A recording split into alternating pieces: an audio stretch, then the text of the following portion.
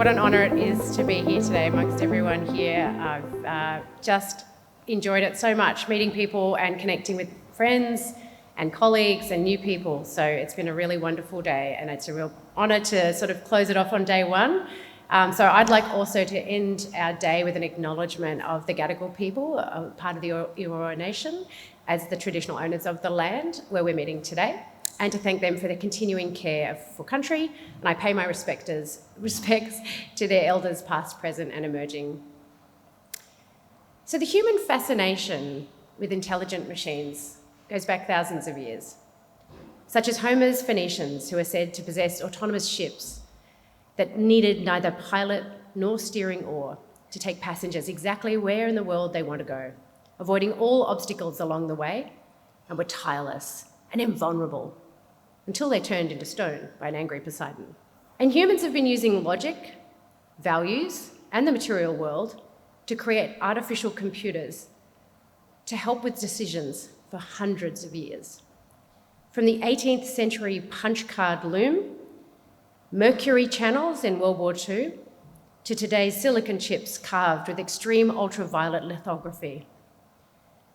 In 2026, frontier AI capabilities are rapidly evolving, taking on some of the most ambitious scientific and creative work, while safety engineers endeavour to ensure that these capabilities are not misapplied. The UN Secretary-General, Antonio Guterres, says, when considering artificial intelligence, that the world cannot govern what it cannot understand.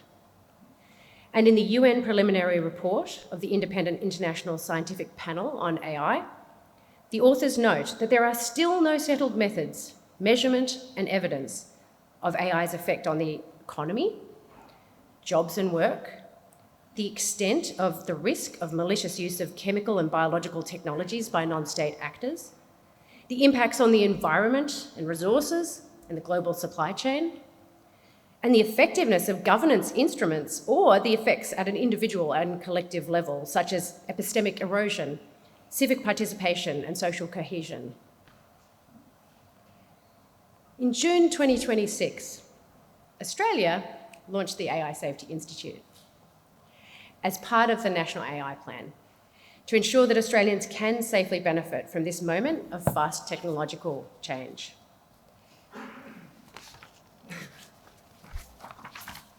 The Safety Institute is part of the government's ambition to position Australia as a leader in responsible, inclusive and innovative AI development and adoption. I have slides. I should probably do that. That's all right, that one's a little minor one. And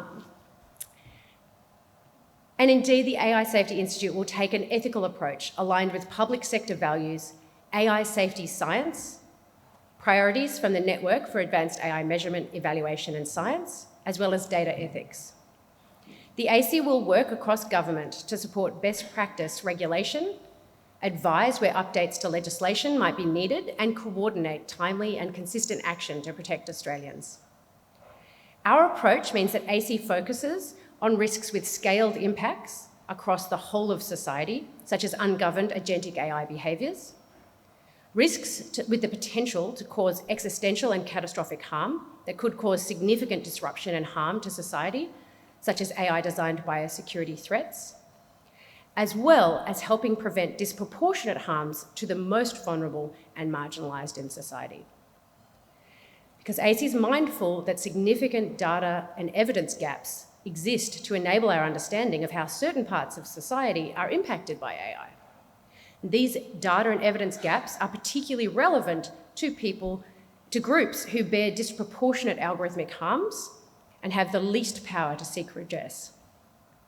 The AISI seeks to improve the ethical means by which data from low data groups can contribute to knowledge of AI safety risks.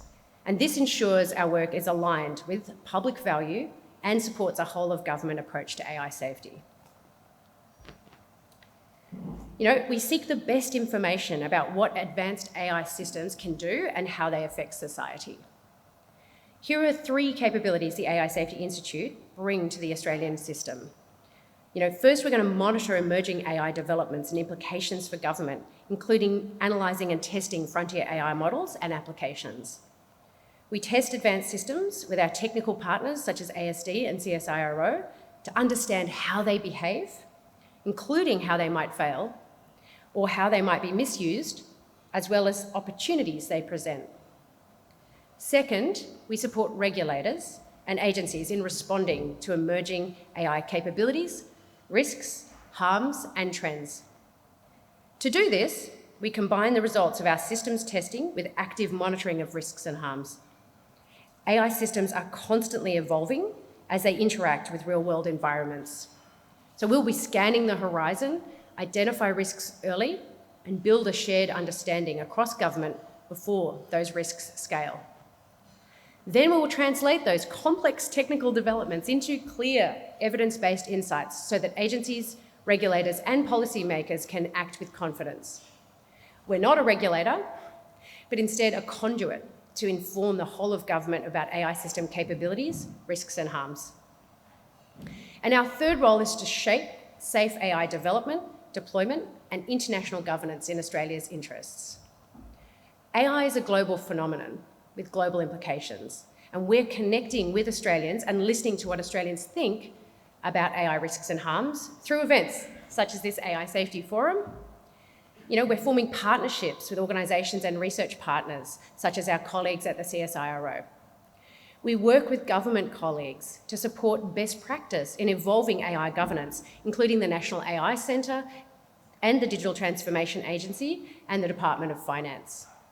We work closely with the International Network for the Advanced AI Measurement, Evaluation and Science to ensure that global norms are in Australia's interests and are contributing to keeping Australians safe.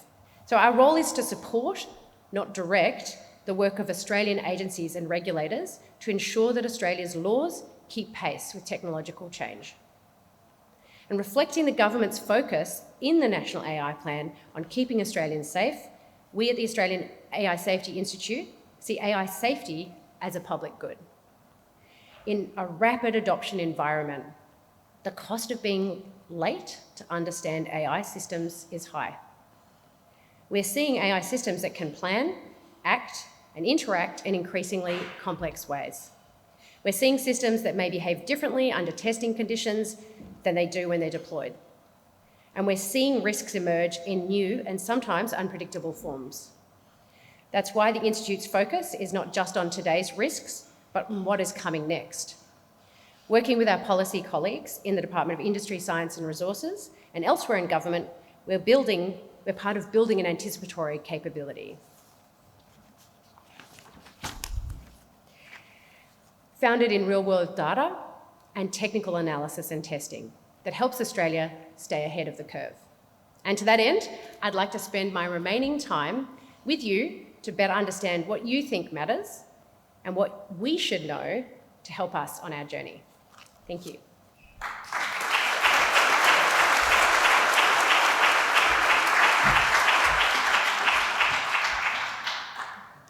All right, so the first opportunity to interact is we're asking, what are your top 3 of these risks? And everyone will have them ordered differently because I love a randomisation.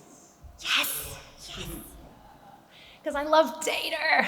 And while we're adding that information to Slido, I want to open the conversation. So if you would like to talk to me about one of your choices that you've put into your top 3, or another aspect of the risks on the screen here, feel free to raise a hand. Let's have a conversation. Hi, my name is Rowan and I'm a student at La Trobe University. My honors research is on AI and offensive cyber warfare. So I picked weapons and cyber attacks as my top concern. I was recently watching a documentary of ABC where they were just explaining how AI is being used in drones in Ukraine and how it's automated so much so that the drones can automatically detect vehicles and attack them directly. So that was a bit concerning. In a way, we are giving the power to machines to attack infrastructure. Thank you. Thank you. Was that a question or just a comment? A comment, great. Okay, thank you.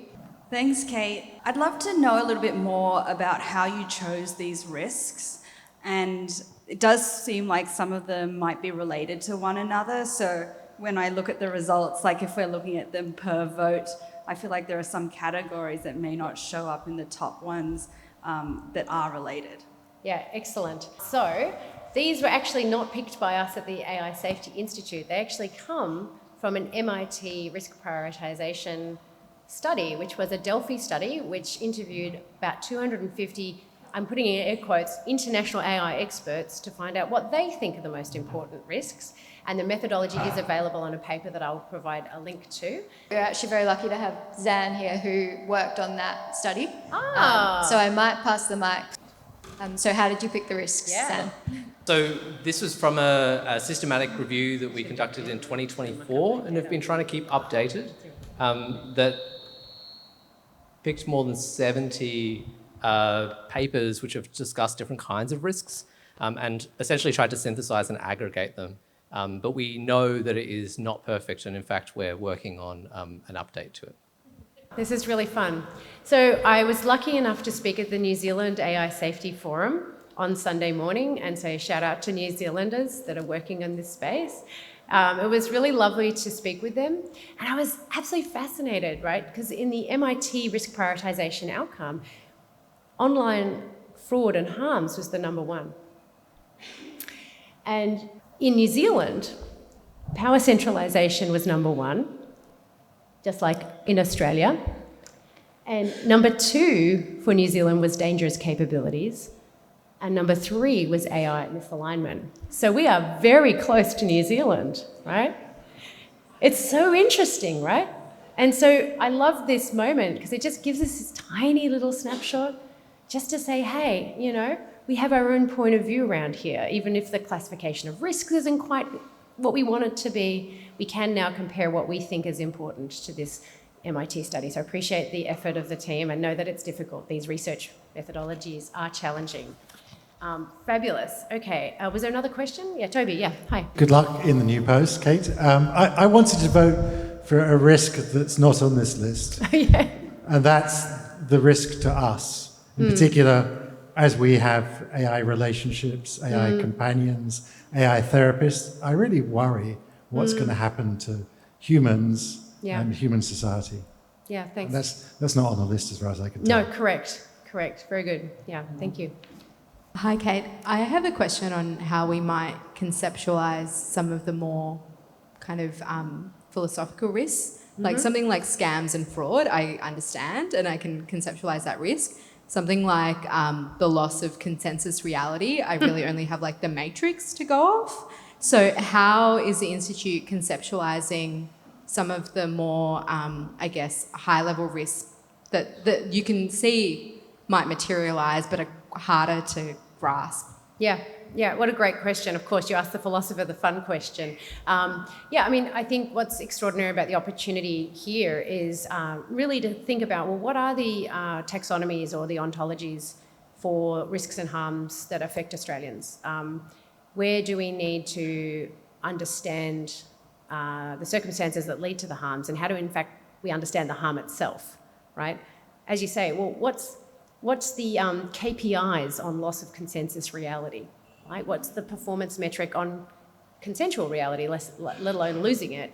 Do we feel like we have consensual, do we think we have it right now? I mean, if you're a postmodernist scholar, you might say that perhaps the sense of reality has already been fractured and perhaps it never existed. So philosophically, you can go down a very deep rabbit warren here. But I think on behalf of the Australian government, our job is to definitely try to take these more abstract ideas and to concretise them.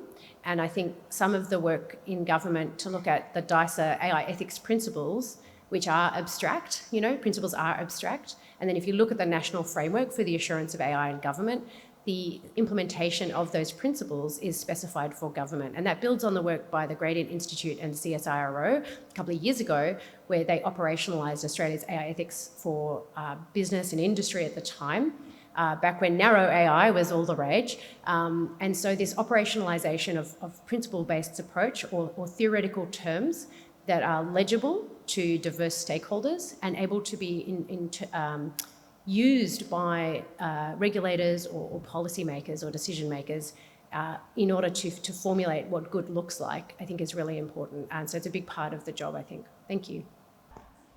My question was, you indicated the focus on the international governance for the AI Safety Institute was to ensure it was in Australia's interests. I'm just wondering why it's not in, the focus shouldn't be on humanity's interests. That, I would hope that the Australian government will take a position, for example, that if AI is being developed through exploitative labour practices in other parts of the world, that would be something from a global governance point of view that would be unacceptable to Australia. Yeah, what a great point. Take it. I think the intent there was to indicate that, I guess, no one around the world is going to take Australia's interests as a priority that isn't Australian. We have Australian law, we have Australian values, we have an Australian set of stakeholders, we have languages. You know, there's over 250 languages in Cape York that the Palmer Language Centre is responsible for trying to, nurture and help Indigenous families teach their children. So there are specific Australian data sets, languages, people, culture, values, and I think that's the intent of the remit there, is for us to work with that international network and, of course, participate in an international dialogue about what good looks like. And we have, Australians represented on that UN Scientific Council, so that's wonderful that we have that CSIRO representation there to speak on behalf of that global conversation.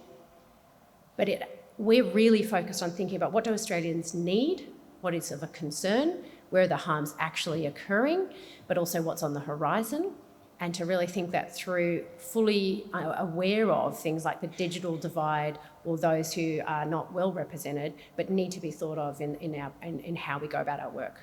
Yeah. Thanks for that, Kate. Obviously, the AISI has limited resourcing, like every other government agency. How are you going about prioritising the risks that you're focusing on? Are you using various criteria like risk or consequence or likelihood or popularity? How are you going about that?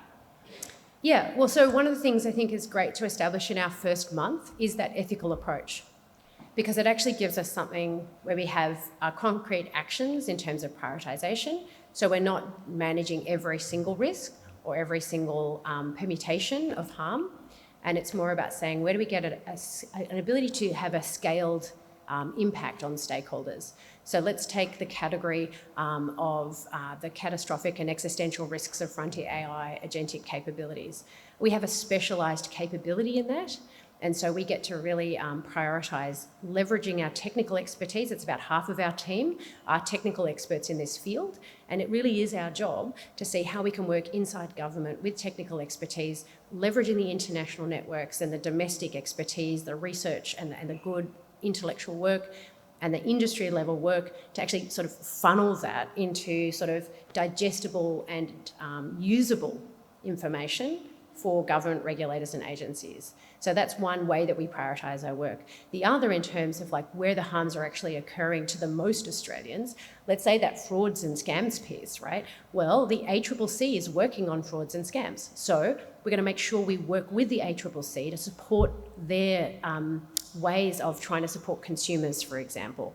Same with the e-safety commissioner. We know there's concerns around teen health and chatbots and the relationships between these things. We know that there's nudify apps. We know that there's concerns around misinformation, disinformation, and these sort of different challenges to our society, but there's also parts of government that are leading that work. So what we do is we say, where is the activation in government that is leading on some of these pieces? And then how does AISI, with our specialist capabilities, support and help scale the impacts of intervening on those risks in society? So it's really about working with others and finding out, like, how do we support government and not take on everything ourselves, because that would be impossible and we would not do a good job of it. So we must, choose the priorities where the government is working in those areas, where there's those scaled impacts on those catastrophic and existential risks, and then supporting the vulnerable and the marginalised by finding out what do we need to know about how this stuff might be affecting those who are poorly represented, and holding a space for them.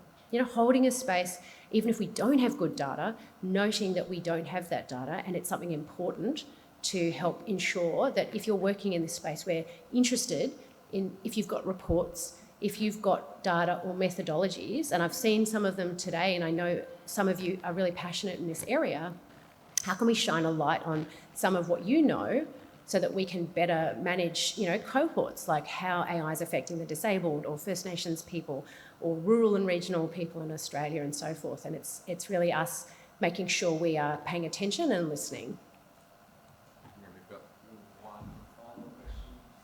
Hi, Kate. Hi.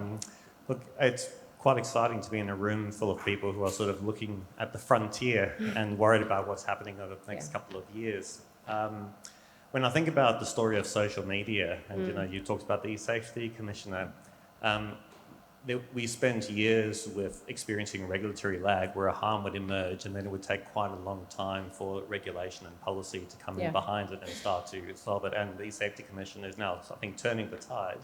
But she has a huge job to do because it's starting from so far behind to trying to get ahead. And when I think about artificial intelligence, I can see a very similar trajectory that's going to emerge. So I'm just interested in your thoughts. There are many people here who deal with government and civil society institutions. Do you have any advice for us on how do we get people out of a look at the problem of today type mindset to look at the problem and be more anticipative about things like regulation and response? Yeah, getting the narrative so that it can be responded to, looking ahead. I mean, it's often a challenge, right? Because sometimes the law only reacts when an incident has occurred that causes a level of harm where the attention, the political attention or whatever is on it. So it's a big problem. Anticipatory regulation is a big issue, but luckily for us, at least the AISI has a mission to build up that anticipatory capability. So I guess our challenge and our opportunity is to take the best technical information about these emerging AI systems and then be able to translate that for different stakeholders and to use the right language, perhaps scenario-based language, or, translating this stuff so that it is digestible to those who are in the space of regulatory change and policy. And to try and support them in good information to help their decision making. So, yeah, thank you. So the second Slido opportunity is I really do invite you to add any report or data or something you think we should be aware of that you've done or someone in your networks has done, particularly in this Australian space, right? So any Australian reports, data, methods. It can be international as well. I don't mean to say it should only be Australian.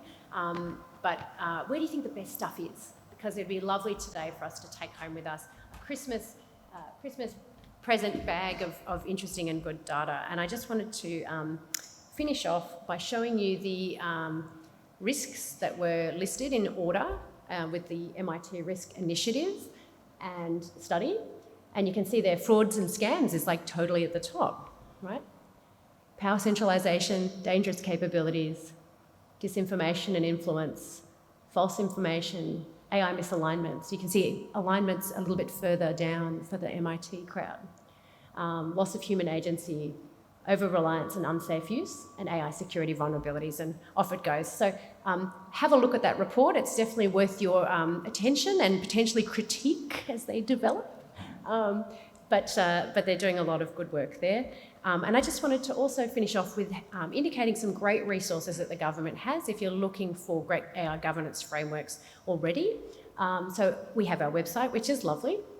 The National AI Centre Guidance for AI Adoption is terrific. It's very digestible with its 6 essential practices, and it aligns with ISO 42001, which is fantastic. AI.gov.au's got plenty of guidance and a really snappy URL. The Digital Transformation Agency has a policy for the responsible use of AI in government, and it also has the AI technical standard. So the technical standard is definitely worth a look. The National Framework for the Assurance of AI in Government, and the Commonwealth Ombudsman's Automated Decision-Making Better Practice Guide that has an icon, which is exciting. Nobody else has an icon up there. But this is a really great product. It's particularly good. It's got a checklist at the back. And particularly if you think about agentic decision-making in government, it's really, or in an organisation, the way decisions get made and what you replace your decision-making apparatus with, including agents or automated decisions, it's really important to think through at the logic of the decision. And that's what I really like about that framework. Anyway, that's enough. I'm keeping you from your beer, so thank you so much. It's been lovely. Thank you. Thank you.